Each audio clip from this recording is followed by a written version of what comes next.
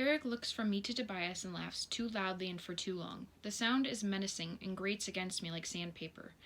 Isn't he a little too old for you, Tris? He says, smiling again. I wipe my cheek like I'm wiping a tear. Can I go now? Fine, Eric says, but you're not allowed to leave the compound without supervision again, do you hear me? He turns towards Tobias. And you had better make sure none of the transfers leave this compound again and that none of the others try to kiss you. Tobias rolls his eyes. Fine. I leave the room and walk outside again, shaking my hands to get rid of the jitters. I sit down on the pavement and wrap my arms around my knees. I don't know how long I sit there, my head down, and close my eyes before the door opens again. It might have been 20 minutes, and it might have been an hour. Tobias walks towards me. I stand and cross my arms, waiting for the scolding to start. I slapped him and then got myself into trouble with the dauntless. There has to be scolding. What? I say. Are you all right? A crease appears between his eyebrows, and he touches my cheek softly. I bat his hand away. Well, I say, first I got reamed out in front of everyone, and then I had to chat with the woman who's trying to destroy my old faction, and then Eric almost tossed my friends out of Dauntless, so yeah, it's shaping up to be a great day for. He shakes his head and looks at the dilapidated building to his right, which is made of bricks and barely resembles the sleek glass spires behind me. It must be ancient. No one builds with brick anymore. Why do you care anyway, I say? You can be either cruel instructor or concerned boyfriend. I tense up with the word boyfriend. I didn't mean to use it so flippantly, but it's too late now. You can't play both parts at the same time. I am not cruel, he scowls at me. I was protecting you this morning. How do you think Peter and his idiot friends would have reacted if they discovered that you and I were, he sighs. You would never win. They would always call your rankings a result of my favoritism rather than your skill. I open my mouth to object, but I can't. A few smart remarks come to mind, but I dismiss them. He's right, my cheeks warm, and I cool them with my hands. You didn't have to insult me to prove something to them, I say finally. And you didn't have to run off to your brother just because I hurt you, he says. He rubs the back of his neck. Besides, it worked, didn't it? At my expense. I didn't think it would affect you this way. Then he looks down and shrugs. Sometimes I forget that I can hurt you, that you are capable of being hurt. I slide my hands into my pockets and rock back on my heels. A strange feeling goes through me, a sweet, aching weakness. He did what he did because he believed in my strength. At home it was Caleb who was strong, because he could forget himself, because all the characteristics my parents valued came naturally to him. No one has ever been so convinced of my strength. I stand on my tiptoes, lift my head and kiss him. Only our lips touch. You're brilliant, you know that? I shake my head. You always know exactly what to do. Only because I've been thinking about this for a long time, he says, kissing me briefly. How would I handle it if you and I... He pulled back and smiles. Did I hear you call me your boyfriend, Tris? Not exactly, I shrug. Why? Do you want me to? He slips his hands over my neck and presses his thumbs under my chin, tilting my head back so his forehead meets mine. For a moment he stands there, his eyes closed, breathing my air. I feel the pulse in his fingertips. I feel the quickness of his breath. He seems nervous. Yes, he finally says. Then his smile fades. You think we convinced him you're just a silly girl? I hope so, I say. Sometimes it helps to be small. I'm not sure I convinced the erudite, though. The corner of his mouth tugs down, and he gives me a grave look. There's something I need to tell you. What is it? Not now, he glances around. Meet me back here at 11:30, and don't tell anyone where you're going. I nod and he turns away, leaving just as quickly as he came. Where have you been all day? Christina asks when I walk back into the dormitory. The room is empty. Everyone must be at dinner. I looked for you outside, but I couldn't find you. Is everything okay? Did you get in trouble for hitting 4? I shake my head. The thought of telling her the truth about where I was makes me feel exhausted. How can I explain the impulse to hop on the train and visit my brother, or the eerie calm in Eric's voice as he questioned me, or the reason that I exploded and hit Tobias to begin with? I just had to get away. I walked around for a long time, I say. And no, I'm not in trouble. He yelled at me. I apologize. That's it. As I speak, I'm careful to keep my eyes steady on hers and my hands still at my sides. Good, she says, because I have something to tell you. She looks over my head at the door and then stands on her tiptoes to see all the bunks, checking if they're empty, probably. Then she sits her hands on my shoulders. Can you be a girl for a few seconds? I'm always a girl, I frown. You know what I mean, like a silly, annoying girl. I twirl my hair around my finger. 'Kay. She grins so wide I can see the back rows of her teeth. Will kissed me. What? I demand. When? How? What happened? You can be a girl. She straightens, taking her hands back from my shoulders. Well, right after your little episode, we ate lunch and then we walked around near the train tracks. We were just talking about... I don't even remember what we were talking about. And then he just stopped and leaned in and kissed me. Did you know that he liked you? I say, like that? No, she laughs. The best part was that was it. We just kept walking and talking like nothing happened. Well, until I kissed him. How long have you known you liked him? I don't know. I guess I didn't. But then little things.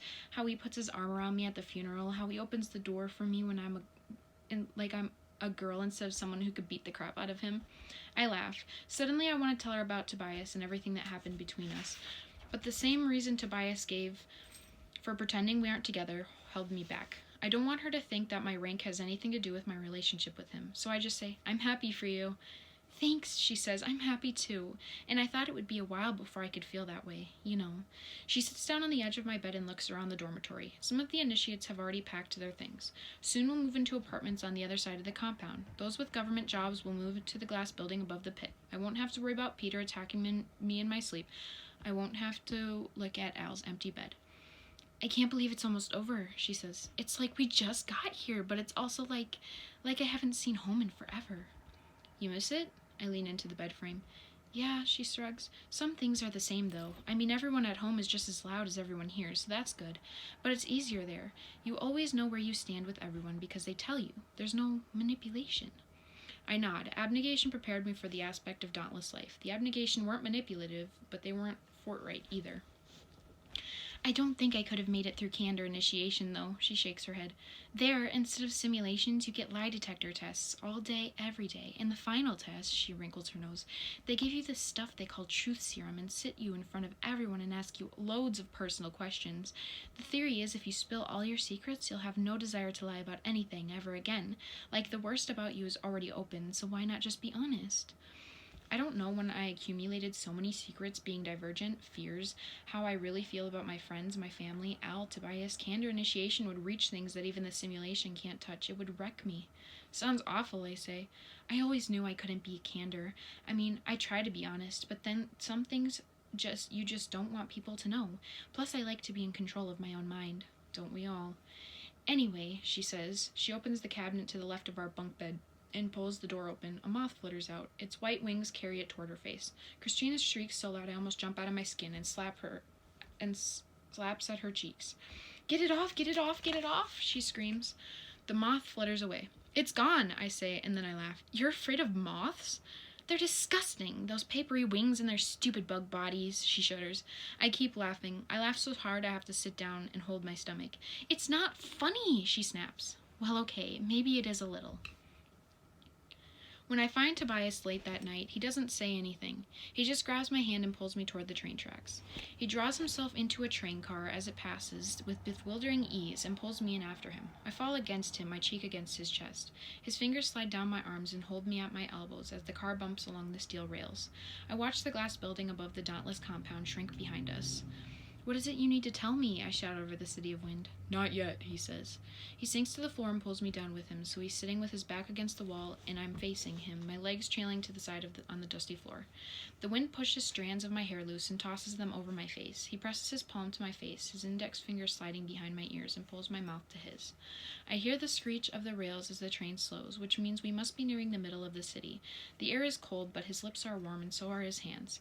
He tilts his head and kisses the skin just beneath my jaw. I'm glad the air is so loud so he can't hear me sigh. The train car wobbles, throwing me off balance, and I put my hands down to steady myself. A split second later, I realize that my hand is on his hip. The bone presses into my palm. I should move it, but I don't want to. He told me once to be brave, and though I stood still while knives spun toward my face and jumped off the roof, I never thought I would need bravery in the small moments in my life. I do.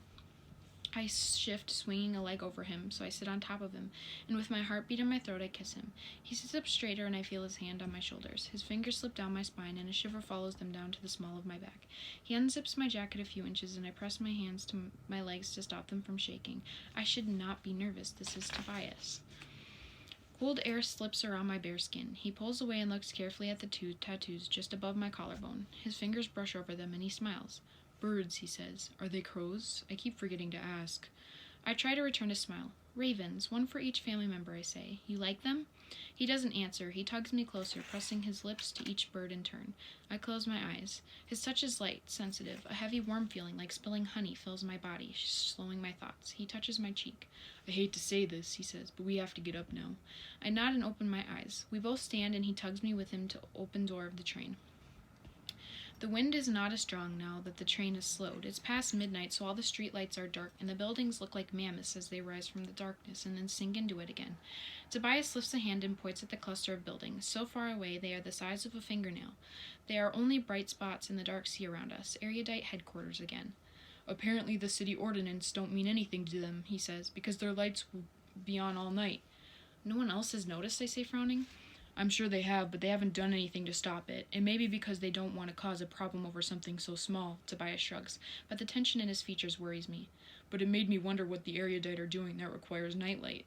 He turned towards me, leaning against the wall. 2 things you should know about me. The first is that I am deeply suspicious of people in general, he says. It is my nature to expect the worst of them, and the second is that I am unexpectedly good with computers. I nod. He said his other job was working with computers, but I still have trouble picturing him sitting in front of a screen all day. A few weeks ago, before training started, I was at work, and I found a way into the Dauntless secure files. Apparently we are not as skilled as the erudite are in security, he says, and what I discovered was that what looked like war plans, thinly veiled commands, supply list maps, things like that, and those files were sent by erudite. War? I brush my hair away from my face. Listening to my father insult erudite all my life has made me wary of them, and my experiences in the Dauntless compound make me wary of authority in human beings in general. So I'm not shocked to hear that a faction could be planning a war. And what Caleb said earlier, something big is happening, Beatrice. I look up at Tobias. War on abnegation? He takes my hands, lacing his fingers with mine, and says, The faction that controls the government, yes. My stomach sinks. All those reporters are supposed to stir up dissension against abnegation, he says, his eyes focused on the city beyond the train car. Evidently the erudite now want to speed up the process. I have no idea what to do about it or what could even be done. But, I say, why would erudite team up with Dauntless? And then something occurs to me, something that hits me in the gut and gnaws at my insides. Erudite doesn't have weapons, and they don't know how to fight, but the Dauntless do. I stare wide-eyed at Tobias. They're going to use us, I say. I wonder, he says, how they plan to get us to fight. I told Caleb that the erudite know how to manipulate people. They could coerce some of us into fighting with misinformation, or by appealing to greed, any number of ways. But the erudite are as meticulous as they are manipulative, so they wouldn't leave it up to chance. They would need to make sure that all their weaknesses are stored up. But how? The wind blows my hair across my face, cutting my vision into stripes, and I leave it there. I don't know, I say.